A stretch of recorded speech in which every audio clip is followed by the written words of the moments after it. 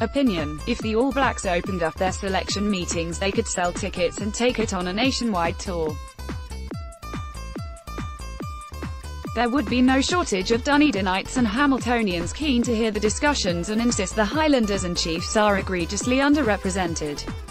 It is one of the beauties of this country and will never change.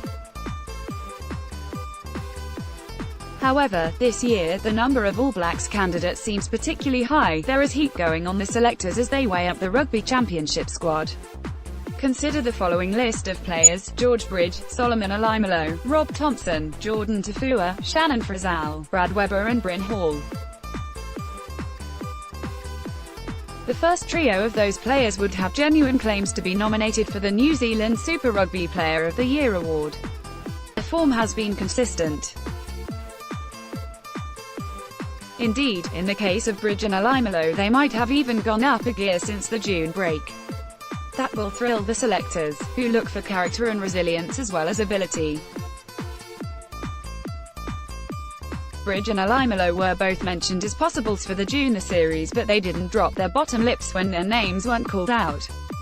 Both clearly used June productively, and Bridge's big front-on shot on Jerome Kino last weekend would have delighted the men who matter. Plus, he has scored 5 tries in his past 2 games. He's doing everything right. Alaimalo can be put in the same category. Jordie Barrett is a tremendous talent and has justifiably won over the selectors with his range of talents, but if he were to compare the two purely on form, Alaimalo would win that race. Thompson has shown a better kicking game than probably any other midfielder in New Zealand.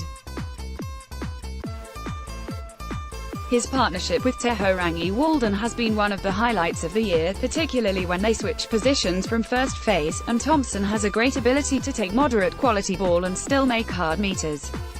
Weber and Hall are interesting cases. The All Blacks went for Toiroa Tahureorangi in June and have a track record of picking and sticking, but Tahureorangi has barely played any footy in the past month, and Weber was excellent against the Hurricanes last week. He appears to have lost none of his pace despite a serious leg injury last year, and if Aaron Smith was to get injured, would there be a better halfback in New Zealand to replace him to play the sort of up-tempo game the All Blacks want? Hall has been the quiet achiever among the country's halfbacks. It is true that he is playing behind a wonderful pack, but his passing looks better, his kicking has been accurate and his running lines are excellent. As for Tafua, he slipped effortlessly back into the number 6 jersey against the Blues and continues to impress with his work rate. However, one underrated part of his game is his work over the ball. He is excellent in this area, powerful and hard to shift. And yet, for all the attributes of the players listed above, it may be that only 1 or 2 make the cut. Frizzell could be in the handiest position. He made a decent start to his Test career with a debut against France that was laced with promising moments, and some neat play with Liam Squire against the Rebels last weekend was key to the Highlanders releasing Waisaki Naholo for his scorching try down the right wing. Such is the lot of All Blacks selectors. Good players are going to miss out. And this year, the Hard Luck Club is going to be packed. Stuff promoted stories recommended by